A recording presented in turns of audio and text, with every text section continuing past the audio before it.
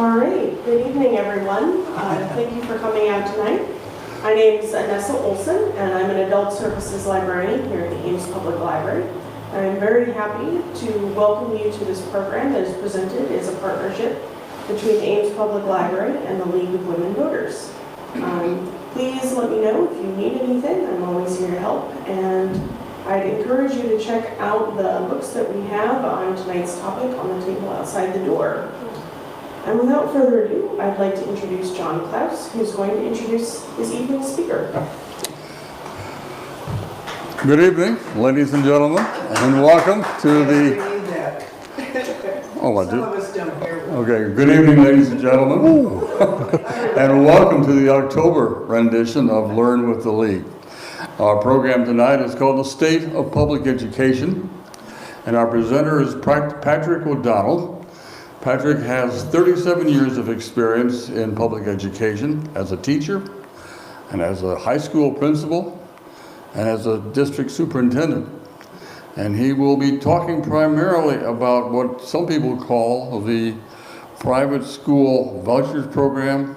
Its official name is the... Students First Act. Yeah, the Students First Act. Yeah, Students First. So he'll talk about how this affects students, how it affects our school system, and then we'll have some discussion after he's finished describing the program and its effects on public education.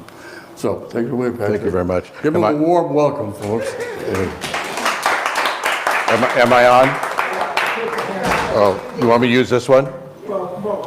Okay. Well, thank you, John. Anytime I can get down to Ames, I'm up in Northwest Iowa, Sioux Center. Been there for 21 years now as both superintendent and retired, and retirement is fantastic. But anytime I get down to Ames, I grew up in Slater, so anytime I can get down here, it's like coming to God's country.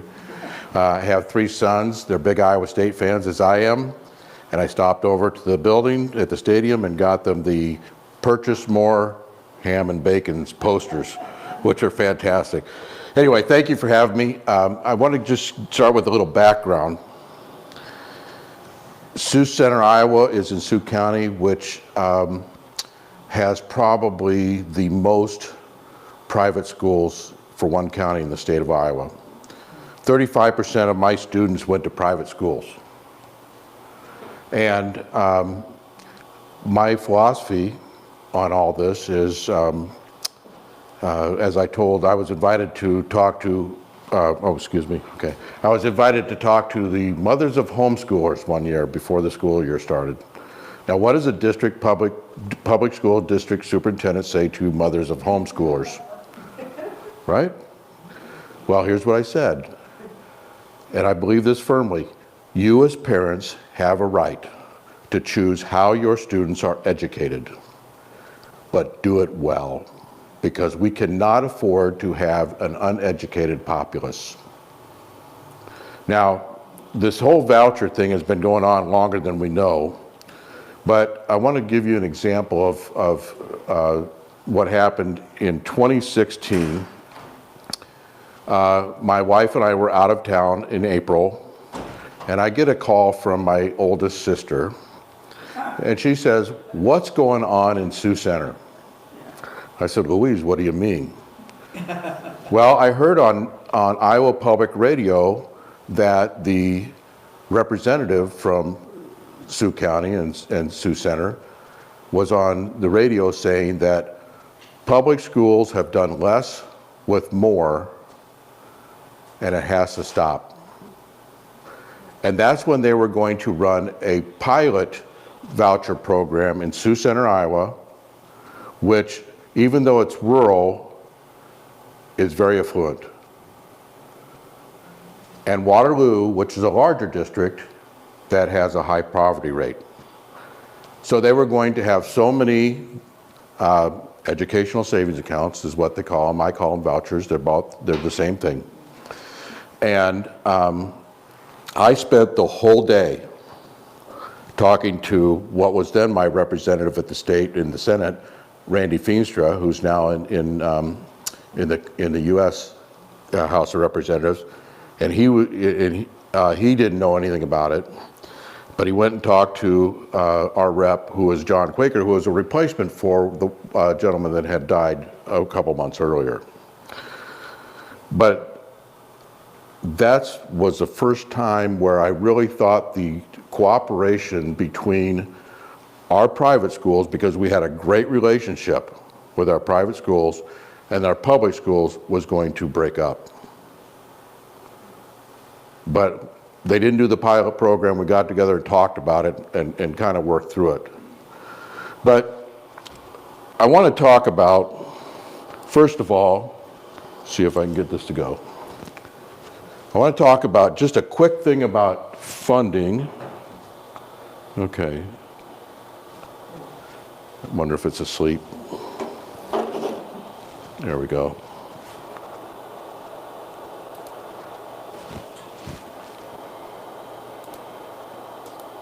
Okay, and this is really quick because Iowa has a unique funding system. It's the only one in the nation that has not been challenged in courts for equity. So what it comes down to is that, and I'll get to this in just another slide or two, but we get paid from the state on the number of students we have that attend our district, which is really hard for some people in private education to understand. They think that we're getting money for their kids, but we're not. So when our enrollment goes up, we get more money from the state. When our enrollment goes down, we get less. But it was founded in 73. Right now, we're spending less, $1,300 less per student than the national average. We have been underfunded starting in about 2010. Prior to that, 3% was the normal increase for schools. And then all of a sudden, we couldn't get that. There were some years we actually got 0. And when you have inflation, you know, I believe that our teachers earn their money. We should pay them well. And so we never had any problems with teacher pay in that we talked it out and we felt like we gave them a fair salary. But they needed to be paid. Well, when you have 0 increase, that becomes a problem. So right now we rank about 40th in national per pupil spending. Not exactly stellar. Okay, so I talked about this. So example, if we have 10 students, we get 76,000. Because right now each public schools get 76.35 for each student that's attending their district, resident student. So the math is pretty easy. We have different funds in our district that are very defined by law on what we can spend them on. For instance, we have what's called the physical plant and equipment levy, which can only be used on facilities.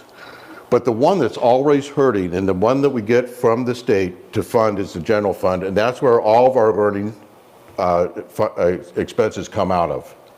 And that's the one that's always tight. And this explains why some people say, well, you're building all those buildings and there's arenas and all this, putting in a sidewalk, but you can't pay your teachers more. The law won't let us. Because by law, our funds are limited by what the law says we could do. Now, the main difference, and I taught public school law to Dordt University for about 8 years. And Dordt University is a private Christian Reform school in 2 blocks from our high school. But the main difference between public and private is public schools are constitutional. Our students have rights defined by the Constitution. Now, the big difference is that private schools are contractual. When you're a parent and you decide to send your kid to a school, a private school, you follow their rules. Now, a great example is if you remember Colin Kaepernick, who was the quarterback for the 49ers, there was a big to-do about him kneeling for the national anthem. Now, at Unity High School in Orange City, which is 10 miles from us, if those kids kneel during the national anthem, the school says, no, you can't, because they're not ruled by the Constitution. Public school, they can, because our students in a public institution have their constitutional rights.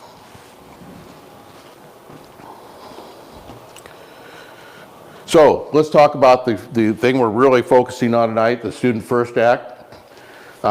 It's to cover tuition, fees, and other qualified educational expenses at accredited non-public schools. Now, it was interesting, there was a high school in Rock Valley named Netherlands Reformed that their K-8 was accredited, but their high school wasn't. So basically, you had a high school that was homeschooling. And they would not be able to use it now. K-12 now, they are accredited. Let's see. Okay, so now it talks about qualified. Oh, I just did that screen, okay. So here's how it works. In year one, which is this year, fiscal year 24, all public school students are eligible to apply for vouchers. And then the families that are 300% or lower than the federal poverty level. Now, the federal poverty level is defined by the hot lunch program. So if if your family is eligible for free and reduced lunches, then you take that household number times 3, and now you're going to have the limit for that year for the students that are already attending private schools. In the second year, it's the same, except now it bumps up to 400,000 above or below the 400% number. And then in the third year, all students, private and public, are eligible for an educational savings account. Now, with that, and I've kind of gone through this, the family of 4 at 300% above federal poverty level is $83,000 for a family of 4, $11,000 for a family of 4 at 400%. So here's the Legislative Services Agency is the agency in the state legislature that determines the estimate for a bill, that what it's going to cost to put that bill into law. So the Legislative Services Agency determined that based on the initial numbers, in the first year it would cost us $106,900,000, and you can read it there what it gets to, but an estimated 4-year expenditure for the voucher program is $878,800,000. So you're just about $100 million short of $1 billion.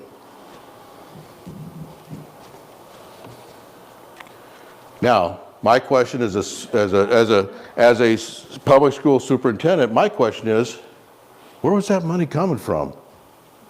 We spent 10, 11 years trying to scrape by, and now they have almost $1 billion over 4 years, and that's above what they're going to pay public schools. I can't understand that math, but we're going to go through it, all right? So, each savings account, educational savings account, is funded by the number that each public school gets for each student that attends their school, $7,635, and it goes into an account for the parent. By the way, that money is not taxable. Now, I'm going to get later in my presentation, I'm going to talk about all of the benefits that private schools get as far as taxes and other services. Each public school now, this is kind of to pacify us, which I don't think is working very well, will get $1,205 for each ESA that's approved in their district. Okay? I don't feel pacified. So, like, I think this number's wrong. It should be 106 million to the new educational savings account for fiscal '24. So here's the breakdown of public school, private school. In 22-23, which was last school year, there were 93.5% of the students in Iowa went to public schools. And only 6.5% went to non-public schools.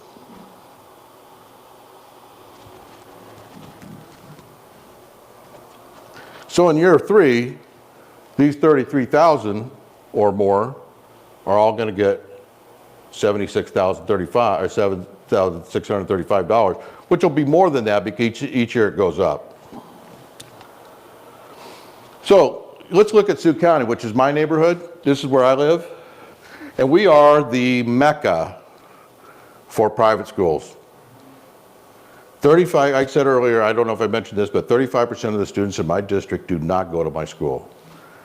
So here's Boyden Hall, and that's a small little school that's north of us. 40% of their students go to private schools. MOC Floyd Valley, which is to the east of us, 26.44%. Rock Valley, which is northwest of us, 34.49%. In my district, it's down a little bit because it was 35 when I was there. Now it's 32.28. And West Sioux, which is over on the river, they have less access. Now this is going to be important later on. They have less access to private schools because they are on the far southwest corner of Sioux County, and all the private schools are in the north and east. Now here's your neighborhood. Here's Story County. Now you can see the difference. Let's take a look at this. Here's Sioux County. There are 2,166 students that go to private schools. Here's Story County, non-public, 287. And you look at some of these, Ames has 130, but it's only 2.9% of their students. But I don't know where they're going. Maybe going to St. Cecilia's. I know St. Cecilia's is there. Okay. Collins Maxwell, I don't know where they would be going. Gilbert, probably St. Cecilia's. Nevada, I don't know. So really, there aren't very many in Story County. Does that include homeschool? No, no. This is only, and I'll get to this, there are educational choices for educational, options for educational choice. And I'm going to get into those a little bit later, but this is strictly private school now. So now, this is the breakdown of the top 10 districts as far as the number of students that are going to be, that have got approved for ESAs. Now you look at these, and you have Des Moines, Cedar Rapids, Dubuque, Davenport, Sioux City, Waukee, West Des Moines, Iowa City, Waterloo, and Western Dubuque. What's the common, or what's the tying factor there? They're all big cities. Now, if you look at the percentages, and this is the top 10 percentages of school districts that have kids going to private schools, they're all small. They're all smaller. And you notice that, again, Northwest Iowa and Pella, and Dubuque a little bit, but you look at, there's two main areas there. Northwest Iowa and that'll be Mahaska County. So private schools are in metro areas and certain sections of the state. 42 of the 99 Iowa counties have no private school. Now the proponents of this bill say, oh well, every student's going to have a choice. They're not going to have choice. And you know, if you've ever been down in Decatur County, Ringgold County, or over in Wayne County or Louisa County, especially in the South, it's poor. There's a lot of poverty down there. And also 30, so that would be 75 of the counties. They may have a K-8 private school, but they don't have a high school. So you take who's really good at math? What's 99 minus 75?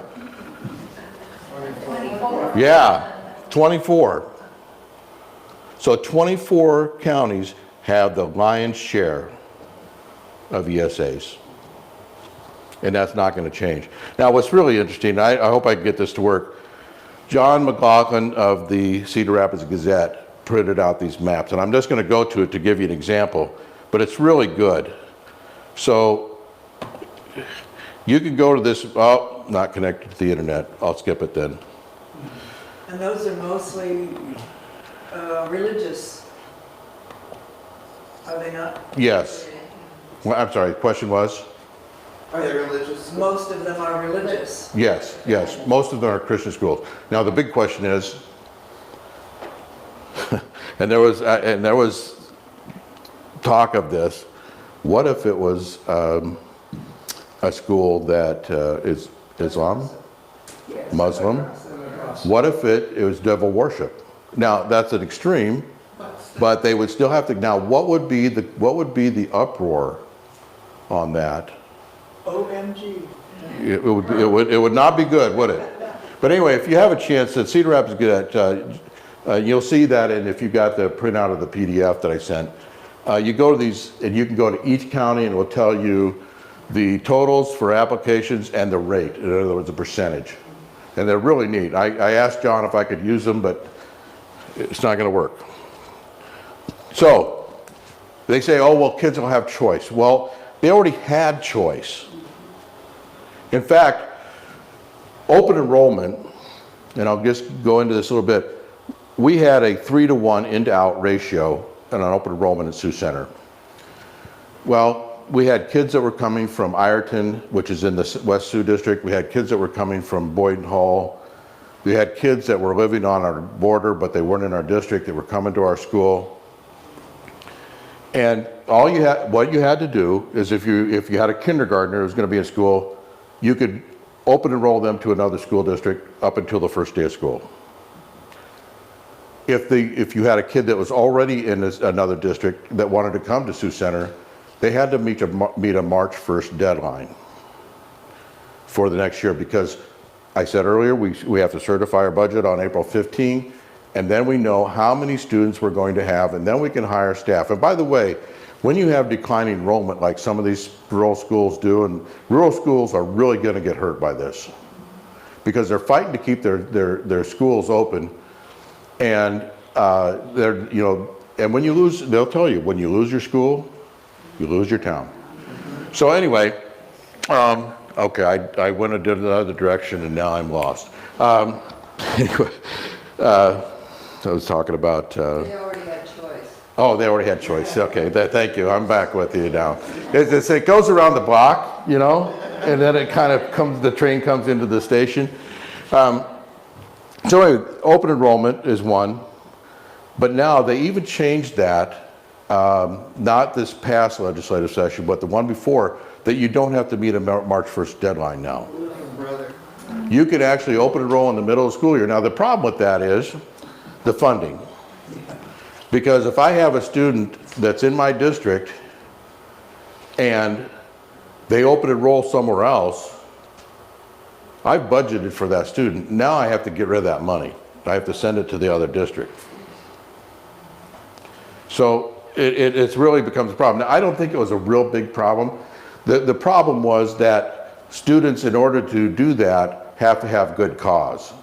Bullied, another sibling that's already in that other district. So there's a list of good cause reasons that you can use to use open enrollment when you haven't met the deadlines. But there are no deadlines anymore, so it doesn't matter. All right, so charter schools. Now, I wrote this down because I want to be accurate on this. A charter school is a public school that operates as a school of choice. Charter schools commit to obtaining specific educational objectives in return for a charter to operate the school. Charter schools are exempt from significant state or local regulations related to education or related to the operation and management, but otherwise have to adhere to the regulations of public schools. Now there's two models. The first one is, I'm going to go down here. The first one is a school board, state board model. Now this is the local school board says we want to be a charter school. So they fill out the application and they become a charter school. Now, currently in Iowa, prior to 2021, Storm Lake had a charter school. Northwest Iowa Charter School, which is in Maynard, Iowa, which is a really small town up in the Northeast. And those were the only two prior to 2021. Now the second one is an independent group that's going to start a charter school. Now this is where in Arizona they had a huge problem because the charter schools that were privately owned they're investigating fraud. Their founders were getting very rich and their teachers were very, very poor. But an independent model is the open enrollment, let's see. Oh yeah, I was gonna need it right here. The founding group wishes to establish and operate a founding group state board model independently from the school district. So now it's not connected to the public school.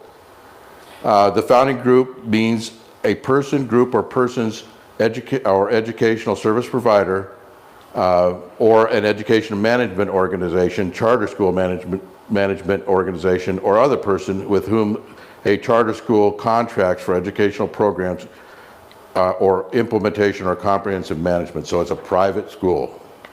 Many of those are for-profit. And I understand their rate of closing is something like 83%. It's high. It's high. It's high. So, and I want to make this clear. If you have questions, don't wait to the end. Ask me while it's hot, okay? But yes, when you're in something for profit, what happens? You look for the biggest profit margin. Okay, the next thing is open enrollment. I think I've gone through this already, so I don't need to talk about that. Homeschooling. So you can have homeschooling. It's private instruction. The first level of it is you have a certified teacher. Now, the ones that I ran into that were in this case were moms usually that had a teaching degree, stayed home with their kids, or they would get a group of homeschool kids that would go to that house for that mom who was a certified teacher. Now the second one is you don't have to have a teaching license. The parent can choose to say, I'm going to educate my own kid. Now the problem with that is that we actually, with the first one, we have some things that tell how the student's doing and those type of things. The second one, they're on their own.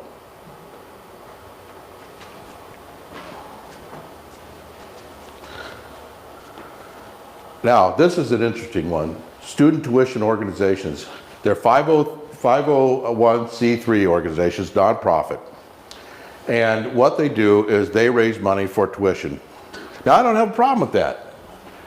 Now, I didn't teach all my years in public school. I had 2 years at the beginning of my career. I was at St. Anthony's School in Des Moines. And the church took care of those students that needed help. And this is what this group is for. They raise funds. Now, the tax credit is up to 75% of your total contribution. So if let's say they donate $20,000, they're only taxed on 5% of that. They get the $15,000. Now the state does have a cap. They can only give $20 million worth of tax credits for this.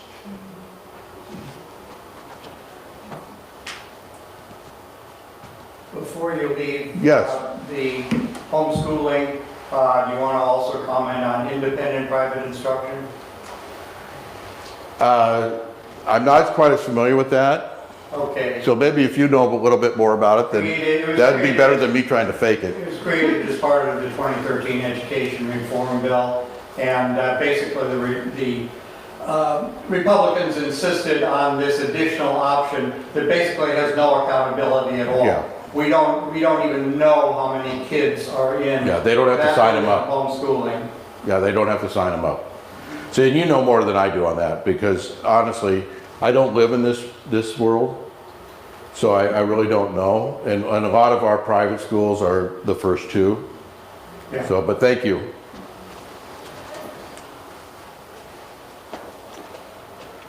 So, as of August 8th, there were 40% of public schools, 40% of the ESAs approved were public school students that are moving to private schools. That's 7,450 students. 60% were already in private schools, at 11,177 students. So private school students that were already going there are now getting this ESA. And that money goes to the parents. Well, yes and no. It goes into an account. an account. Yeah, it goes into an account. So it does go to the parents, and really that's kind of the shell game, Yeah. because legally they can't give money directly to the private school, and I'll get into that a little bit more with some of the other services that we provide. So they give it to the parents, so therefore they're not giving it to a private institution.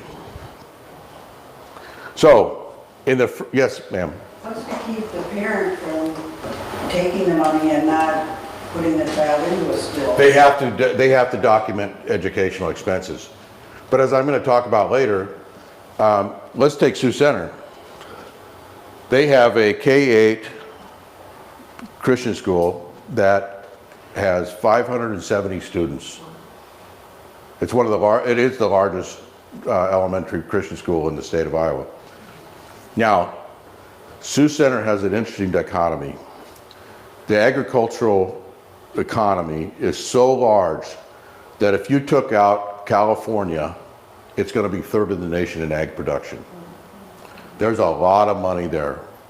But you also have a lot of kids whose parents are there doing the ag work, packing plants, dairies, farms. And so we have this real affluency, but we also have 45% in the public school is at the poverty level. And that's a high amount for Sioux County. But it's interesting that only in the year that all public school students could apply for ESAs, 7,450, which is only 1.5% of the public school population that moved. That's a failure. Because if they're saying this is going to be a huge thing for kids, and you only get 1.5%, I don't think that's a good number. Even though it was more than they thought. Even though actually and I'm going to get into that. You're ahead of me there, Louise. So we're going to do the math now, okay? And it's nice that I have notes because I can't figure this out in my head.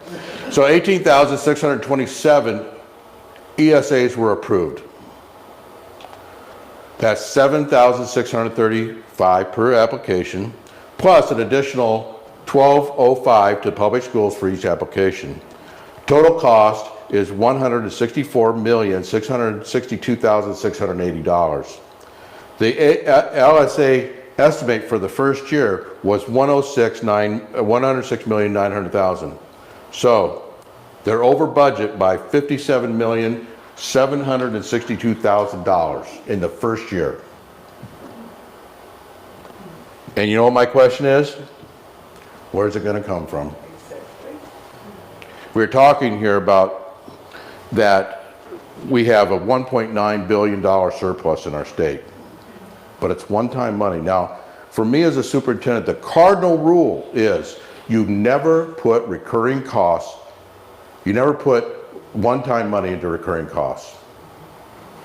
Now, our state is lowering revenue and increasing expenses, and it's going to catch up with us in a hurry. Yeah. I know where it's going to come from. Public schools are going to continue to be shortened. So, here's accountability. And how am I doing on time? I'm doing okay? Yes. Okay. This is what public schools have to do. Here's what private schools have to do. If you look at the bottom one, once the school gets the money, the only thing they can't use it for, is to give a rebate to parents. So if they want to go out to a conference in Miami and stay at the Ritz-Carlton or whatever, they can do it. There's no accountability for the money in the school. Yes, ma'am. Was there any discussion in this on the curriculum and what the kids were going to get in these other situations? You mean in the private school? In these, yeah, in the schools where they're getting these vouchers or whatever they call them for. Because the point being, we're talking about money and numbers, but where's the discussion of the quality of education for the kids? Okay. What's the... That one's going to be a little interesting, okay? There is none. But I will tell you this, I have some stories as a superintendent. I'll just share a couple of them. A good friend of mine who was, went to Pella Christian Schools, went to Dordt College, got into the grad program, and I was working with graduate students as mentors. And he started working in our school. And he said, I never believed that public schools could be this good. I was always told how terrible they were. And guess what he's doing? He's in public schools. Another one, because, and this is the hypocrisy that I deal with. If you are an employee of Dordt University, which is a Christian Reformed school, if you're an employee, you must send your child to a private school. Now, for somebody that Dordt is, I'm going to show Dordt is one of the institutions pushing these vouchers, but they don't give their own people choice. And I'm talking to one of the people I worked with in the education department, and he started working with some of the teachers at Sioux Center that want to become principals. And he said to me, I realized that my daughter is in the wrong school, but I can't change it. She's so bored because it's all rote learning. At the private school. So, I won't say that in Sioux County because there are some political implications for that. You know, there is no accountability for that. There's nobody overseeing that. Well, they have, excuse me, I'll get to you in a second. They have they have an organization that accredits private schools, Christian schools, and they come in and do it. But they don't have to do it. And that's the only thing they have. Yes, sir. Well, all of the schools that the vouchers go to have to be accredited. You're right. Yeah, they're accredited, so they have to have some accreditation program. You're right. Yeah, some of them, or many of them, I don't know the exact number, do have continued to be state accredited, but you're right, that they have the option of getting a special accreditation from some agency that specializes in religious schools. And the Iowa Department of Education changed that just a few years ago. It used to be that they all had to be accredited by the state. Now they can contract with a private organization to come in and do that. Thank you. Good point. So, here's the other thing that really concerns me. For a public school in rural Iowa, and many of them are becoming this way, Denison, Postville, Storm Lake, are now majority schools. The diversity is wonderful. And my wife worked for years in what we call the at-risk room, and she worked with a lot of the non-English speaking students and the students that were struggling. And I mean, it was really, our kids were not robbed of that global diversity that we live in these days. But private schools, guess what? What school choice really means is we get to choose. Yeah, the school chooses. Okay, so they can cap their enrollment. They can accept or decline any student. They're not equipped to serve special ed students. They're not equipped to serve non-English speaking students. And even with the award, many low socioeconomic students can't go. Now, if you're talking about a kid in North Des Moines that doesn't have any way to get to Dowling, doesn't have the money because it doesn't cover all the tuition costs, they can't go. So choice is a fallacy. Plus they raise their tuitions. There are some that raise their tuition. I know that Bishop Heelan in our area raised theirs. I heard Dowling raised theirs. I heard the Butte schools raised their tuition. Once this passed, they raised their tuition. Now, what is that telling you? That kids that, even though they get the ESA, they can't come to school. Oh, and well, you guys read my mind. Okay, you're way ahead of me. All right, so now I'm going to get into probably the last thing I'm going to talk about tonight, but concerns that I have. Okay, shortly after this was passed, Iowa contracted with Odyssey, which is a company that manages the funds for states. They do it in Idaho, they do it in Arizona, now they do it in Iowa. We pay them $4.6 million over 4 years to do this. It's a startup company, and they had to pay back money, lots of money, to Idaho because they were taking the public money and investing it and making more money off of the public money. Well, anytime you make money off public money, it's still public money. Okay?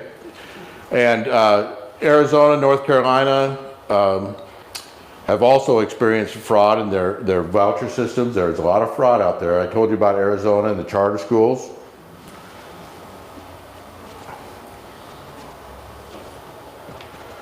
Okay, these are outside influences. Corey DeAngelis is a self-proclaimed, I called him a mercenary, but I was told that term was too harsh.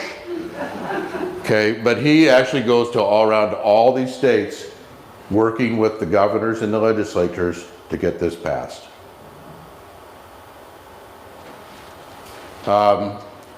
Case is actually in Sioux Center, Iowa.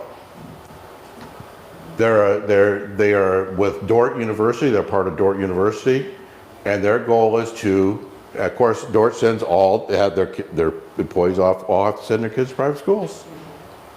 So now they are also, their biggest lobbyists for this bill came from the head of the Sioux Center Christian School and from Dordt College, Dordt University. And they actually go to other states they said it wasn't lobby, they called it services. Okay, yes, ma'am. So are you saying, or was it true that a lot of religious organizations, because there are a lot of religious private schools, were behind this? Is this kind of how it got started? At one point I was told from a legislator that the biggest pusher was the Catholic Coalition. The what? Catholic Coalition. Now, I'm going to get into that because this one is probably the one you need to know the most about. Okay? Because ALEC has been around since 1980. And what they do is, there's a great article written by a professor from the University of Northern Iowa that called it paste and cut policies. Because they bring legislators in and they distribute and show them model bills, give them talking points, draft their legislation, and they even tailor it to the state. But they're the ones that are really behind a lot of this.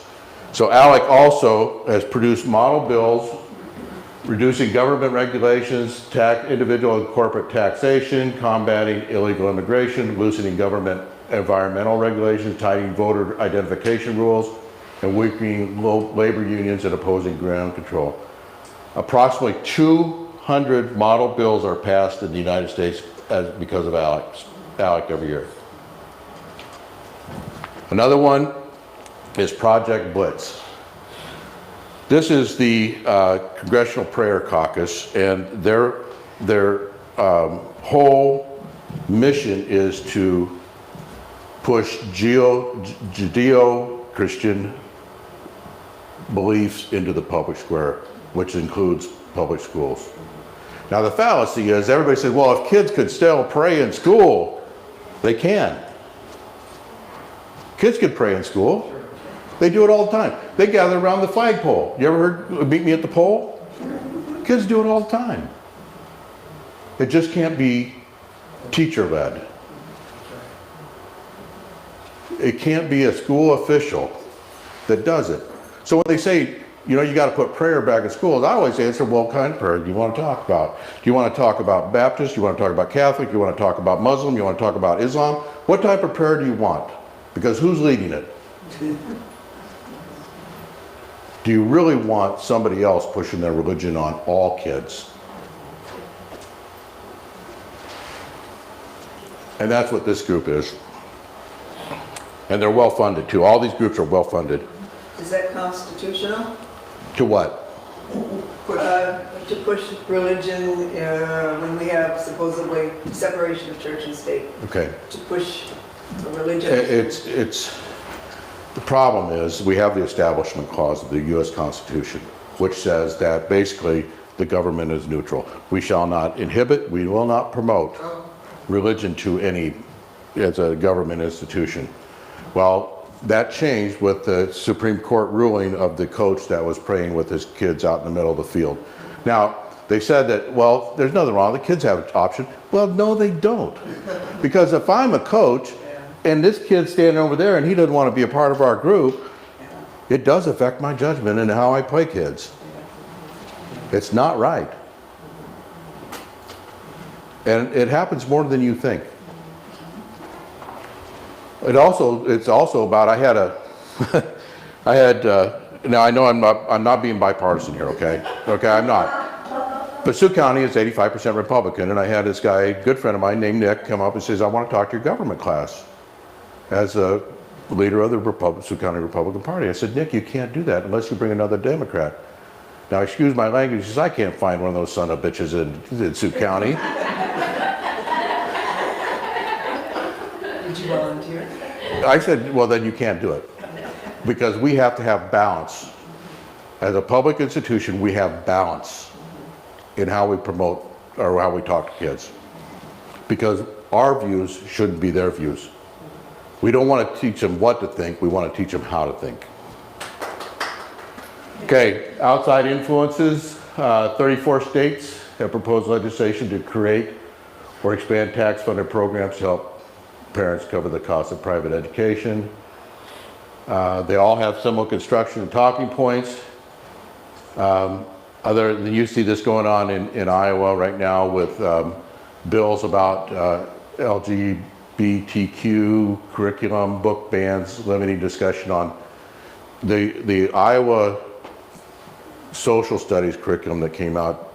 Only, I don't know if it didn't mention slavery or only mentioned it one time.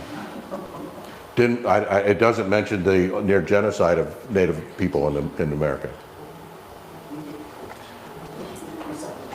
Anyway, I've got more. Here's a thing about outside influences again. And I go into, and if you get the PDF, because I know we're on a limit time here, I go into the ways that private schools were already being funded by the government. Textbooks. They submit, in Sioux Center, the Sioux Center Christian School would submit a list of textbooks that they wanted. We would buy them. We would get the funding from the state to reimburse us. Transportation. Now this was interesting because it's all Christian schools in Sioux County, and they're supposed to keep track of every kid that rides their transportation to and from school. It was amazing because every kid from Western Christian High School and every kid from Unity Christian High School all rode the bus every day in high school. Now you know that my kid would say, I ain't riding a bus. I'm driving to school, Dad. But yet they turned that in for their reimbursement. Now we never said, wait a minute, we just did it. But there's all sorts of things like tax credits and all sorts of things that I just had an article posted on Bleeding Heartland today, and it talks about the things that were already funded for private schools prior to the vouchers. Now my thing is, if they're going to get this money, then let's repeal those laws. And you can go through those in the PDF. I think I'm at the time where we just have questions now, I think, because it was... Sounds good. But you've had questions all through, so it really doesn't matter. Okay. Just, do the organic thing. All right, so I will go through these real quick. I mentioned several of them already. We have textbook services, talked about that. Transportation. Special education. The AEAs, Area Education Agencies, which they cover a certain area, they provide services to schools, such as special ed student, speech therapy, psych services, just different types of services. Well, they also serve the private schools at no cost. Now, unless it's a non-mandatory service, then they can charge a fee. And as they say, I said, well, they're not set up to serve special education students. So let's say that a private school wants to start a special education program. Legally, they cannot own the IEP of a student because the individual education program. They cannot own that IEP because they're not a public institution.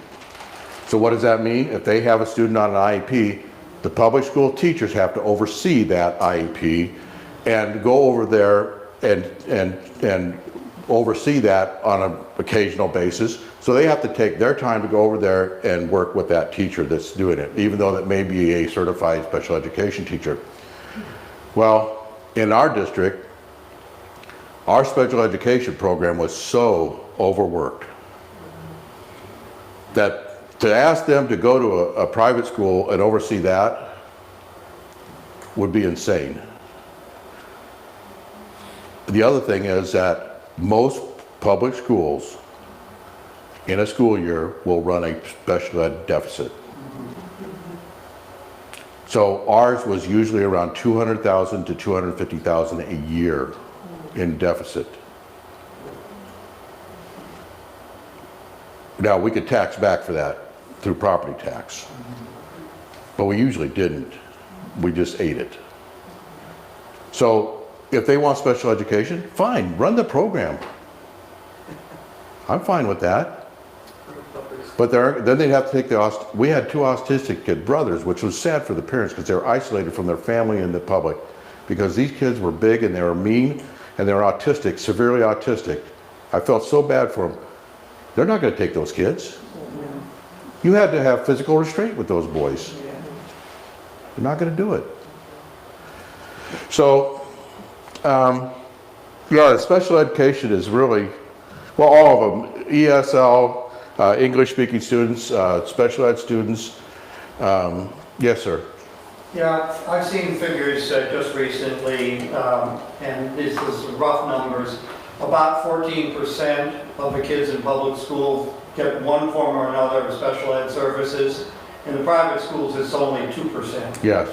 Well, and Who pays for the special ed in the private schools is one big question. But the bottom line is the private schools don't take those kids. Yes. And honestly, I imagine if there's 2%, it might be the public school. I think the public school also has the opportunity to say no. I know there were times when we provided a para-educator. Mm-hmm. So it's interesting in this. So we provided a para-educator to Sioux Center Christian one year. And when it came time for the raises for teachers for the next year, we had zero money that year. We gave our teachers 1%, and that was at a loss. We lost money that year. I got a call from the head of school. He said, we gave our teachers 3%. You need to give her 3%. I said, I'll tell you what, why don't you start paying for her salary now? Because I can't afford to do that. She gets 1%. She's our employee. But the expectation is that we would follow what they were doing. And this really gets me going, so I'm sorry. I could go on and on. Also, tax credits. 25% of the first 1,000 is for each dependent is a tax credit. We talked about student tuition organizations already, so I won't go through that. This is where if the public or the private school doesn't offer a course to a student, they can enroll at the private school's course that teaches it. that's private school, or the public school that teaches it. Same with homeschool. Same with homeschool. Homeschool is dual enrollment, and when that happens, usually we can get funding for that, but it's not much. So that private school student can go to your school, public school, and you're not paid for that? Not that I know of, no. Yes, ma'am. And is that why the public schools are still getting $1,200 per student? Because they're assuming that type of crossover and the special ed kind of support? I don't think so. I think it was just so that they say, oh, well, we'll make this better for you. Okay? I don't think it had anything to do with other than they wanted to make it a sweeter deal so we'd accept it. Yes, ma'am. I thought it would be because schools have overhead. And it's not that as you know, you hire teachers based on the population Right. of kids, but you still have the building, you still have the heat, you still have all of those things that need to stay there. And if you have a whole lot of kids leave that school district in that building, you still got that overhead. And I thought that extra money was supposed to. It could be. Honestly, I don't know. I've always assumed that it was, and I probably shouldn't assume, that it was just to make it sweeter for us, but it could be that, yes. Because I'm worried that we're going Here's to the, schools. and here's the problem, when a school has declining enrollment, or especially a rural school, it's not at one grade level. Right.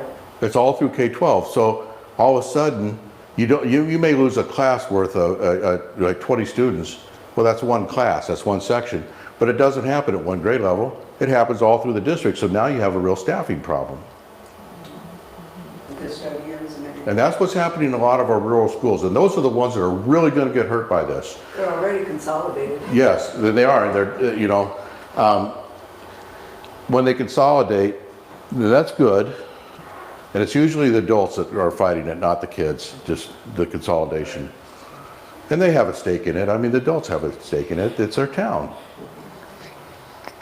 But now got bus trips that are really long. Western Dubuque has the largest square mileage of any school district in the state. Now, transportation is taken out of the general budget, which I don't think is right. Yes, 33% of their general fund is for transportation. Yeah, that's a lot of money. Yes, sir. I just want to say that we will wrap this up at 8 o'clock. All right, yep, we're good. Okay. I'll stop. My wife tells me to shut up all the time anyway, so, no, she doesn't. She's 2 minutes, okay. So anyway, I'll get to the last slide, which is really what I feel about it. This is concurrent enrollment in college classes. And again, should we reevaluate those laws? So in my honest opinion, these are the things that I think are going to happen. A lot of the same rhetoric from the short time after Brown versus Board of Education, the same rhetoric that was then is happening now.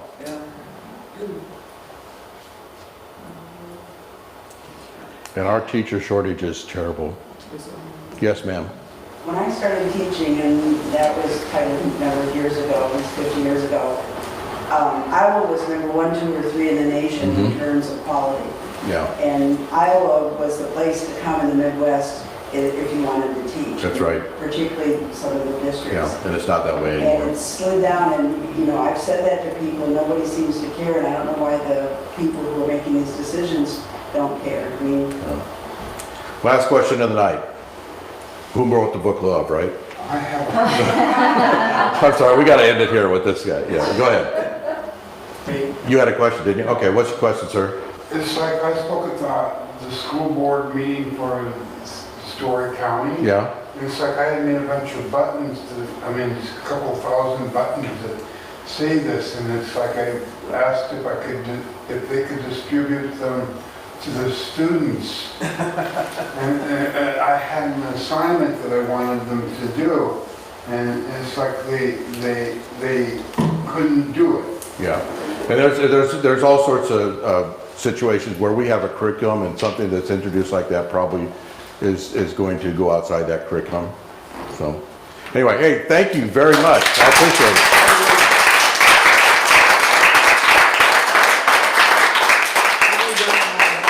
that.